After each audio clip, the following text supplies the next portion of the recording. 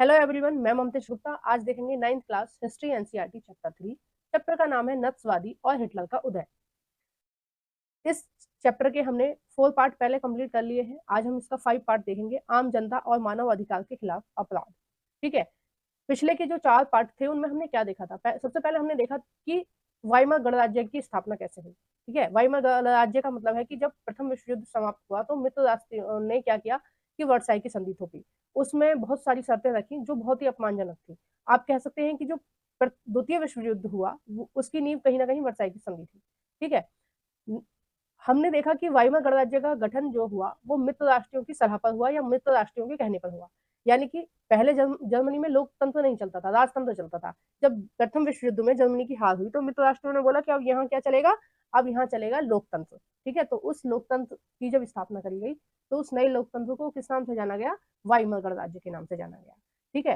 फिर बहुत सारी चीजें चल रही थी और उसके बहुत ज्यादा निराशा चल रही थी इटली में, हमने सॉरी जर्मनी में हमने ये सब देखा। उसके बाद हमने क्या देखा कि हिटलर का उदय होता है, नस्वाद का उदय होता है। ठीक है। तो जो हिटलर है फिर वो किस तरह से सत्ता में आया और किस तरह से उसने यहूदियों का, जिप्सियों का, अश्वेतों का नरसंहार करा। देखो इस चैप्टर में 2 कहानी चल रही है। पहली तो हिटलर द्वितीय विश्व युद्ध स्टार्ट कर देता है। द्वितीय विश्व युद्ध में किस तरह से वो अ, बिना मतलब की युद्ध में बहुत सारे लोगों को मार रहा था। ठीक है। केवल मार रहा था बल्कि उनको नस्ल के आधार पर भी मार रहा था। मतलब इस चैप्टर में 2 लड़ाई चल रही है। एक तो देश के बाहर जो द्वितीय विश्व युद्ध चल रहा है वो देश की सीमा पर चल रहा है। दूसरा जो युद्ध चल रहा है वो अपने ही जर्मनी में चल रहा है। जर्मनी में क्या चल रहा था कि हिटलर नस्ल के नाम पर बहुत सारे लोगों को मारता था। जैसे मैंने आपको बताया अश्वेतों को, ठीक है, अश्वेतों को मार रहा था और जिप्सियों को मार रहा था, यहूदियों को मार रहा था। और भी बहुत सारी इसमें बताई गई कि 52 नस्ल थी जिनको हिटलर जो है वो मारना चाहता था और काफी लोग उसने मारे भी। ठीक है। तो 5-6 साल में उसने बहुत ज्यादा अति कर ली थी हिटलर ने। अब हम इस चैप्टर में क्या जानेंगे? हम इस चैप्टर में जानेंगे कि आम जनता और मानवता के खिलाफ किस तरह से अपराध जो है वो दिमाग में घुसा दिए गए जनता के। ठीक है। अगर आपने इससे पहले वाले पार्ट नहीं देखे हैं तो इसी वीडियो के डिस्क्रिप्शन में मैंने 9th क्लास की एसएसटी की प्ले लिस्ट की लिंक डाली हुई है। ठीक है। आप उस लिंक पर क्लिक कर इसके जो पहले वाले पार्ट है उनको देख सकते हैं। देखिए, जब आप प्ले लिस्ट पर क्लिक करेंगे तो सबसे पहले ज्योग्राफी की वीडियोस खुलेंगे। उसके बाद जब स्क्रॉल करोगे, ठीक है, आगे बढ़ाओगे वीडियोस को, तो आपको हिस्ट्री की दिखाई देंगी, क्योंकि मैंने ज्योग्राफी को पहले कराया, हिस्ट्री को मैं बाद में करा रही हूँ। ठीक है। और ये जो साइड में जितनी भी प्ले लिस्ट लगी हुई है ये सभी मैंने पढ़ाई है। 6 से लेकर और 10 तक की ज्यादातर बुक मैंने एसएसटी की कंप्लीट करा दी है। तो आप इन सबको भी देख सकते हो। इसके लिए आप मेरा यूट्यूब चैनल ओपन कीजिए। मेरा यूट्यूब चैनल ओपन कर प्ले लिस्ट वाले ऑप्शन पर क्लिक कर आप इन सभी प्ले लिस्टों को भी देख सकते हैं। आइए शुरू करते हैं। तो हिटलर ने क्या किया? नस्लवादी सोच को लोगों तक पहुंचाने के लिए बहुत सारे शब्दों का प्रयोग किया। हमने पिछले पार्ट में देखा कि उसने किस तरह से शब्दों का प्रयोग किया था। जैसे बहुत सारे शब्द थे। अंतिम समाधान का मतलब था कि यहूदियों को मारना, है ना। तो फिर हमने ये देखो, ये सारे शब्द थे। इवेक्युआइजेशन का मतलब था खाली कराना। तो ऐसे ऐसे शब्दों का प्रयोग किया गया। संक्रमण मुक्त का मतलब था कि लोगों को, जो विकलांग है उनको मार देना। ठीक है। किसी बीमारी से ग्रस्त है उनको मार देना।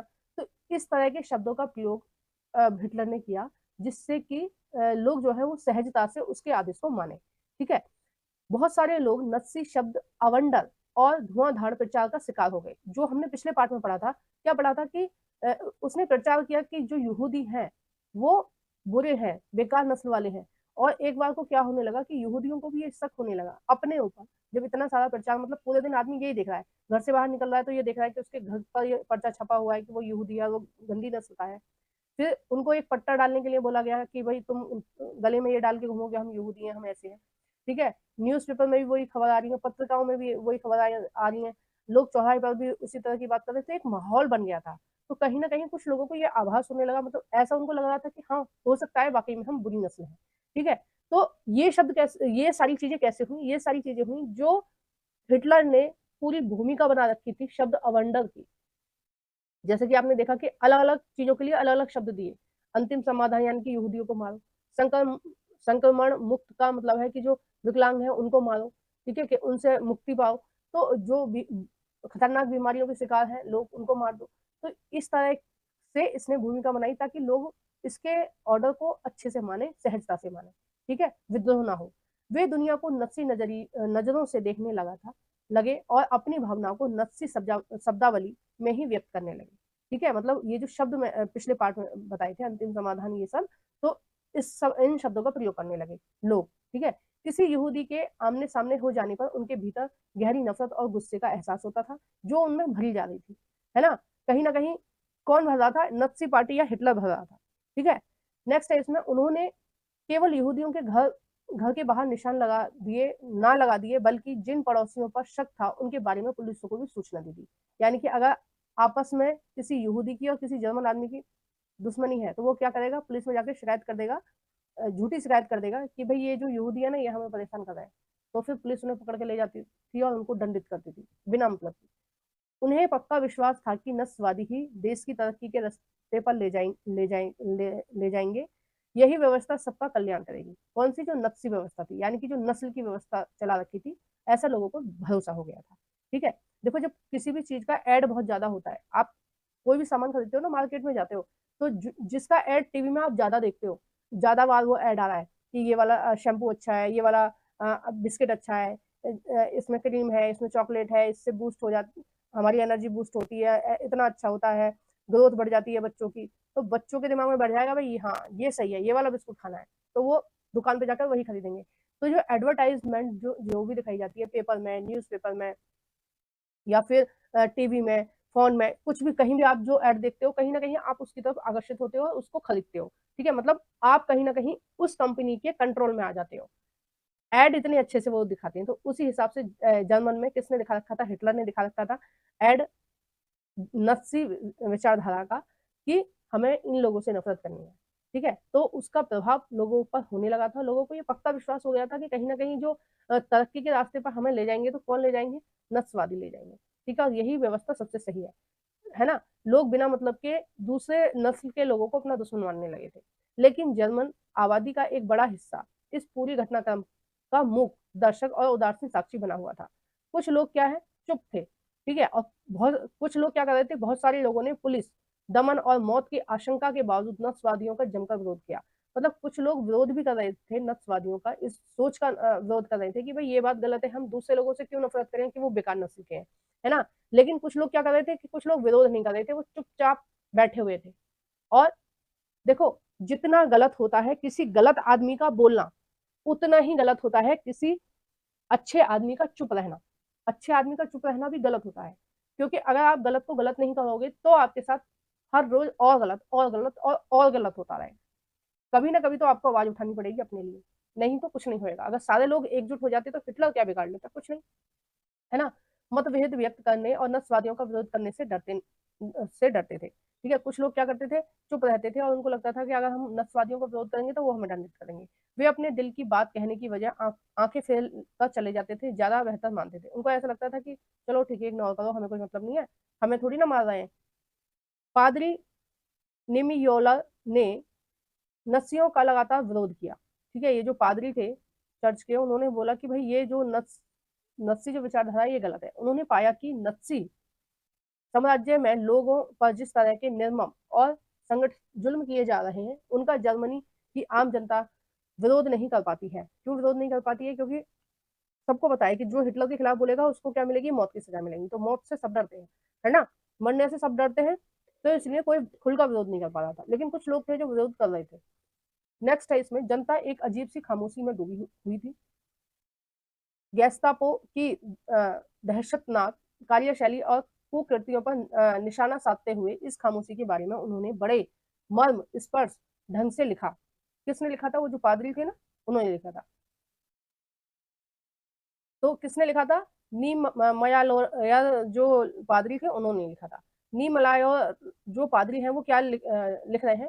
पहले वे कम्युनिस्टों को ढूंढते आए, मैं कम्युनिस्ट नहीं था, इसलिए मैंने कुछ नहीं कहा। ठीक है, मतलब हिटलर ने किस तरह से लोगों को मार दिया, लोग अपने लिए आवाज नहीं उठा पाए। क्यों नहीं उठा पाए? वो इस कविता के जरिए पादरी ने बताया है कि पहले वो कम्युनिस्टों को ढूंढते आए, मैं कम्युनिस्ट नहीं था इसलिए मैं चुप रहा। फिर वे सोशल डेमोक्रेट्स को ढूंढते आए, मैं सोशल डेमोक्रेट नहीं था इसलिए मैं चुप रहा। इसके बाद वे ट्रेड यूनियन वालों को ढूंढते आए, मैं ट्रेड यूनियन नहीं था इसलिए मैं चुप रहा। और फिर वह यहूदियों को ढूंढते आए, लेकिन मैं यहूदी भी नहीं था इसलिए मैं ने कुछ नहीं कहा। फिर अंत में जब मेरे लिए वे आए तो वहां कोई नहीं बचा था जो मेरे साथ खड़ा हो सके। ठीक है, मतलब धीरे धीरे वो उठाते चले गए। अगर कहीं ना कहीं आवाज उठाई जाती, बोलते लोग साथ में मिलकर, तो कुछ समाधान होता। तो ये पादरी इस कविता के जरिए बताना चाह रहे हैं लोगों को कि आप अपने लिए आवाज उठाओ और सारे लोग एकजुट होकर बोलो, तो आपके लिए अच्छा रहेगा। अगर एक एक करके उठते रहेंगे लोग, तो क्या होगा, एक दिन ऐसा होगा कि सब मर जाओगे और कोई नहीं बचेगा। ठीक है, क्योंकि बारी बारी से सबको उठा रहे थे। नत्सी जर्मन में यहूदी क्या महसूस कर रहे थे, यह एक बिल्कुल अलग कहानी है। शार्ल्ट बेराट ने अपनी डायरी में लोगों के सपनों को चोरी छुपे दर्ज किया था। बाद में उन्होंने अपनी इस डायरी को पुस्तक के रूप में प्रकाशित किया। पढ़ने वालों को झंझोर कर रख देने वाली इस किताब का नाम था थर्ड राइक ऑफ ड्रीम। राइक जो है वो कहीं ना कहीं जर्मनी के लिए प्रयोग किया जाता है शब्द, क्योंकि जो जर्मनी की वो थी संसद है, उसको राइख बोला गया है। ठीक है, तो जर्मनी में इस शब्द का प्रयोग किया जाता है। तो बुक का क्या नाम था, थर्ड राइक ऑफ ड्रीम्स। ठीक है, और किसने लिखी है ये भी आपको याद रखना है। ठीक है, इन्होंने लिखी है, बेराट ने। नेक्स्ट है, चार्टले ने इस पुस्तक में बताया कि एक समय बाद किस तरह खुद यहूदी भी अपने बारे में नत्सियों द्वारा फैलाई जा रही रूढ़ी छवियों पर यकीन करने लगे थे। अपने सपनों में उन्हें भी अपनी नाक आगे मुड़ी हुई दिखाई देती थी। जैसे मजाक उड़ाया जाता था यहूदियों का, यहूदियों को भी कुछ समय बाद ऐसे ही लगने लगा कि हाँ शायद हम ऐसे ही हैं। बाल व आंखें काली और यहूदियों जैसी सकल सूरत चाल ढाल दिखने लगी थी। मतलब जैसा एडवर्टाइज किया जा रहा था कि यहूदी यहूदी जो है वो इस तरह के हैं, बुरी नस्ल वाले हैं। कुछ समय बाद यहूदियों को भी लगने लगा कि हाँ ऐसा हो सकता है कि हम बुरी नस्ल वाले हैं। नस्सी प्रेस में यहूदियों की जो छवि और तस्वीरें छपती थी, वे दिन दिन रात यहूदियों का पीछा कर रही थी। वे छवियां सपनों में भी उनका पीछा नहीं छोड़ती थी। बहुत सारे यहूदी गैस चैम्बर में पहुंचने से पहले ही दम तोड़ रहे थे, यानी कि हार्ट अटैक टाइप का या सदमा लगने से जो मृत्यु हो जाती है उस तरह का हो रहा था। और ऐसा होता भी है कई बार। कोरोना में बहुत सारे लोग इसलिए भी मर गए कि उनको ऐसी दहशत बैठ गई कि भाई अब कोरोना हो गया तो हम मरने वाले हैं। ठीक है, जब मुझे भी कोरोना हुआ था तो मुझे भी ऐसा लगा, 2-3 दिन मुझे ऐसा लगा कि बस 1-2 घंटे में मरने वाली हूँ, शाम तक मर जाऊंगी, अगले दिन सुबह तक मर जाऊंगी। ठीक है, मैं खुद अपना एक्सपीरियंस बता रही हूँ आपको। मुझे भी लगने लगा था जब 2021 में मेरे को कोरोना हुआ था। ठीक है, 2021 में जब मेरे को कोरोना हुआ था, अब मई का महीना था, तो मुझे भी ऐसा लग रहा था कि शायद मैं कल मर जाऊंगी, या फिर रात को मर जाऊंगी, या फिर मैं अगले दिन मर जाऊंगी। तो मुझे कई दिन तक ऐसा लग रहा था कि हाँ यमराज बिल्कुल सामने खड़े हैं। ठीक है, सपने में भी इस तरह के दृश्य मेरे को दिखने लगे थे कि एम्बुलेंस मुझे ले जा रही है, मेरी डेड बॉडी जल रही है। इस तरह की चीजें मुझे दिखने लगी थी, क्योंकि माहौल इस तरह का क्रिएट हो रहा था उस समय। ठीक है, आपको जिसकी भी सुनाई आ रही थी, वो मर गया कोरोना में, ये मर गया कोरोना में। अब तुमको कोरोना होगा, तुम्हें भी लगेगा यार अब मुझे भी हो गया तो मैं भी मरने वाली हूँ क्या। तो वही बिल्कुल वही कंडीशन कहाँ चल रही थी उस समय, जर्मनी में चल रही थी। बहुत सारे लोग जो यहूदी थे वो सदमे से ही मर रहे थे। कोरोना में भी ऐसे हुआ कि थोड़ा भी किसी को कोरोना हो गया तो वो सदमे से ही मर गया। मतलब जी सकता था लेकिन उसको डर लग गया कि मैं मर जाऊंगा, ऐसे डर के ही वो मर गया। ठीक है, तो मैं हमेशा एक चीज कहती थी भगवान से कि कुछ भी हो जाए बस मुझे मरने मत देना, क्योंकि मेरे 2 बच्चे हैं, उनको कौन पालेगा। तो मैं ये सोचती थी कि नहीं, हिम्मत रखनी है, मरेंगे नहीं, हिम्मत रखनी है। और मैं मतलब कंडीशन इतनी खराब थी कि हॉस्पिटल भी नहीं जा सकते थे, ट्रीटमेंट भी नहीं मिल रहा था, तो घर पे ही सारा ट्रीटमेंट चलाया था डॉक्टरों से ऑनलाइन बात कर करके।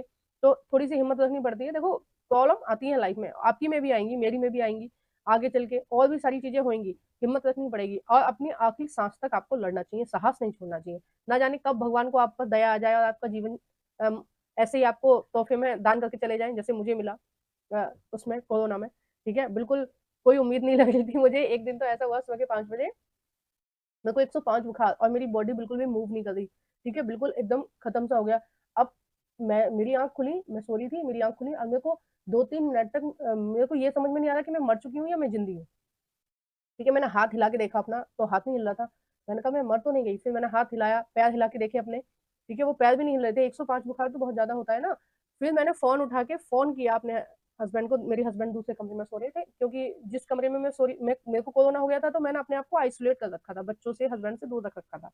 तो मैंने फोन किया अपने हस्बैंड को, किया सुबह को 4 या 5 बजे का टाइम होगा, कि हेलो आप आ जाओ, बस इतना ही बोला। बराबर में ही था, अगर मैं थोड़ा भी तेज बोलती ना तो हस्बैंड वैसे भी आ जाते, बराबर वाले रूम में ही थे। लेकिन आवाज ही नहीं निकल रही थी, कुछ नहीं हो पा रहा था। फोन किया, वो आए, फिर उन्होंने ट्रीटमेंट किया मेरा। पट्टी वगैरह रखी, बड़ी मुश्किल से चीजें कंट्रोल हुई थी। तो इस तरह का माहौल बन जाता है, तब हमें खुद को ही डर लगने लगता है, ऐसा लगता है कि हाँ हम नहीं बचेंगे। तो वही माहौल उस समय जर्मनी में था। लोग सदमे से भी मर रहे थे, लोगों की मानसिकता ऐसी हो गई थी कि हाँ हो सकता है हमारे अंदर कमी हो। और दूसरे लोग जो जर्मन थे, जो जर्मन मूल के लोग थे, जो नार्डिक थे, जिनकी सुनहरे बाल और नीली आंखें थी, उनको तो लग ही रहा था कि हाँ भाई हम श्रेष्ठ हैं, हम अच्छे हैं, हम तो हमेशा जीवित रहेंगे। उनके लिए तो वो टाइम अच्छा था, लेकिन बाकी लोगों के लिए बहुत बुरा टाइम था। नस्सी तौर तरीकों की जानकारी। नस्सी शासन के आखिरी साल में रिस रिस का जर्मनी से बाहर जाने लगी थी, यानी कि जो कंट्रोल था उस पर, जर्मनी पर, हिटलर का, वो कहीं ना कहीं थोड़ा सा ढीला पड़ने लगा। और जो नस्सी सोच चल रही थी, जो अत्याचार उन पर हो रहे थे, वो चीजें कहीं ना कहीं बाहर जाने लगी। ठीक है, अब क्या हुआ, लेकिन वहां कितना भीषण रक्तपात और बर्बर दमन हुआ, इसका असली अंदाजा तो दुनिया को युद्ध खत्म होने के बाद ही लगा। ठीक है, थोड़ी थोड़ी बातें बाहर जा रही थी कि हाँ भाई पड़ोसी देश में इतना गंदा हो रहा है कि वो नस्ल के आधार पर मार रहे हैं।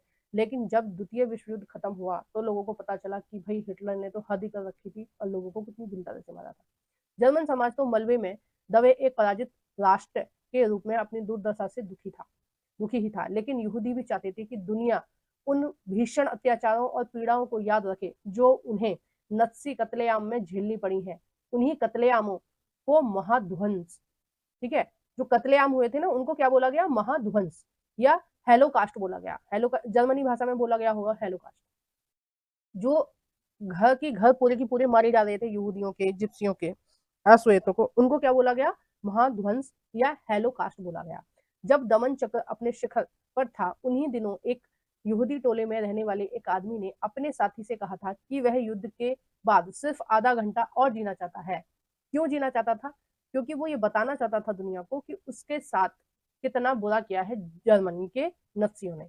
शायद वह दुनिया को यह बताकर जाना चाहता था कि नत्सी जर्मनी में क्या क्या हो रहा है। जो कुछ हुआ उसकी गवाही देने और जो भी दस्तावेज हाथ लगे उन्हें बचाकर रखने में अदम्य चाह, घेटों और कैंपों में नारकीय जीवन, नरकीय जीवन बोलते हैं ना कि नरक जाएगा मरने के बाद, वैसा वाला। तो इन लोगों ने तो जीते जी ही नरक देख लिया था। ठीक है, मतलब मौत तुम्हारे सामने खड़ी है, रोज आपको ऐसे लग रहा है कि आज मरेंगे कल मरेंगे, तो क्या है ये, नरक है। कैंपों में नरकीय जीवन भोगने वालों में बहुत गहरे तौर पर देखी जा रही थी। उनमें से बहुतों ने डायरिया लिखी। ठीक है, जिनको पता था कि अब हम मरने वाले हैं, उन्होंने डायरिया लिखी, नोटबुक लिखी और दस्तावेज संग्रह किए। मतलब उन्होंने ये प्रूव रखा कि नत्सी लोगों ने हमारे साथ कितना बुरा किया है। इसलिए वो एक व्यक्ति ये चाहता था कि भाई मैं 1-2 घंटे जीवित रहूं युद्ध खत्म होने के बाद में, द्वितीय विश्व युद्ध खत्म होने के बाद में, ताकि मैं लोगों को ये बता सकूं, पूरी दुनिया को ये बता सकूं कि यहूदियों के साथ कितना बुरा हुआ है। लेकिन इसके विपरीत जब यह दिखाई देने लगा कि अब युद्ध में नत्सियों की पराजय तय ही है, तो नत्सी नेतृत्व के दफ्तरों में मौजूद तमाम सबूतों को नष्ट करने के लिए अपने कर्मचारियों को पेट्रोल बांटना शुरू किया। 1945 तक आते आते, कहीं ना कहीं 1945 की शुरुआत में ही नत्सियों को लगने लगा था कि अब जर्मनी हारेगा द्वितीय विश्व युद्ध में, जो कि बाद में हारा भी, है ना। और हार के अपमान के भय से ही उसने, हिटलर ने क्या किया था, सुसाइड कर लिया था। नहीं तो उसकी सजा तो इतनी बुरी होनी चाहिए थी कि उसका रोज एक अंग काटा जाना चाहिए था। मतलब कितना ही बुरा आदमी था। उसने लाखों लोगों को बस इस गंदी मानसिकता के लिए काट दिया, कि मार दिया कि वो दूसरी नस्ल के हैं, बस इसलिए। ठीक है, तो 1945 के शुरू में नत्सी पार्टी को लगने लगा था कि हाँ अब द्वितीय विश्व युद्ध में जर्मनी हारेगा। तो अब फिर मित्र राष्ट्र क्या करेंगे, यहाँ पर लोकतंत्र स्थापित करेंगे। तो जो पुराने नत्सी लोग हैं, जिन्होंने लोगों के साथ इतना अत्याचार किया है, तो उनको क्या मिलेगा, फिर दंड मिलेगा। तो वो क्या कर रहे थे, वो जो नत्सी लोग थे, वो सारे दस्तावेजों को छुपा रहे थे, मतलब पेट्रोल से उनको जला रहे थे। पेट्रोल बांटना शुरू कर दिया हर दफ्तर में कि इन सबूतों को मिटा दो, उस सोच से जुड़े हुए दस्तावेजों को मिटा दो जो ये सिखा रहे हैं कि भाई यहूदियों से नफरत करो। ठीक है, उनको मिटा दो, अगर ये सबूत सारे मिल गए तो हम नहीं बचेंगे बाद में। ठीक है, और ऐसा बाद में हुआ भी कि जो नत्सी सोच वाले थे, उनको बाद में सजा मिली। कुछ को फांसी दी गई और कुछ को उम्र कैद दी गई।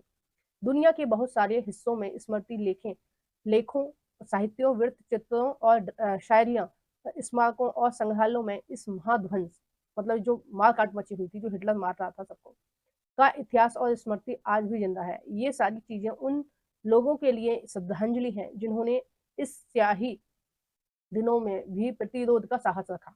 ठीक है। कुछ लोग जो थे जो जैसे अभी मैंने बताया कि एक चर्च के पादरी थे, वो भी क्या मोर्चा संभाले हुए थे और उन्होंने बोला था कि नहीं भाई ये जो सोच है ये गलत है, लोग एकजुट हो। उन्होंने बहुत कोशिश की, कविता में भी आप देख सकते हो कि उन्होंने बताया कि कैसे हमें एकजुट रह के लड़ना है अपने लिए। उन लोगों के लिए भी ये सारी चीजें, उन लोगों के लिए ये सारी बातें शर्मनाक यादगार हैं जिन्होंने ये जुल्म ढाए, ठीक है, नत्सियों के लिए। और उनके लिए चेतावनी की आवाजें हैं जो खामोश रहकर सब कुछ देख रहे थे। मैंने आपको बताया ना कि एक बुरे आदमी का कुछ भी करना जितना बुरा है उतना ही बुरा एक सज्जन पुरुष का चुप रहना है। चुप नहीं रहना चाहिए अगर गलत हो रहा है तो। आज आप दूसरों के लिए नहीं बोलोगे, कल आपके लिए कोई नहीं बोलेगा, ठीक है। तो ये सारी चीजें गांधी जी भी देख रहे थे। गांधी जी ने हिटलर को एक पत्र लिखा था, उसमें बोला था कि केवल मानवता को इसलिए खत्म करा जा रहा है नस्ल के आधार पर, ये गलत है। भगवान के यहाँ से सब एक है और ऐसा नहीं करना चाहिए, अपील की थी। पर हिटलर कहाँ मानने वाला था। देखो उन्होंने 1990 सॉरी 1939 में ये अपील की है, ठीक है। 22 जुलाई का ये पत्र है, 22 जुलाई 1939 को ये अपील किया और इसने कौन सा बात मानी थी, ठीक है। उसके बाद भी इसने बहुत सारे लोगों को मारा था। और 40 में भी लिखा गया था, 1940 में भी महात्मा गांधी ने ये पत्र लिखा है कि भाई ऐसा मत करो, पर वो कहाँ मानने वाला था। उसने ये सारी चीजें करी सोच समझ कर। अब हम इस वीडियो को यहीं समाप्त कर रहे हैं। आपको वीडियो कैसी लगी है प्लीज कमेंट बॉक्स में बताना। इसके बाद इसके एमसीक्यू की 2 वीडियोज आएंगी, ठीक है। कुछ भी आपको पूछना है तो आप कमेंट बॉक्स में कमेंट कर सकते हैं। जो भी फ्रेंड आपके एनसीईआरटी पढ़ना चाहते हैं 6 से 10 तक, कोई सी भी एसएसटी एनसीईआरटी, तो आप उन सभी फ्रेंडों के साथ मेरी इस वीडियो को शेयर कर सकते हैं। Thank you for watching everyone.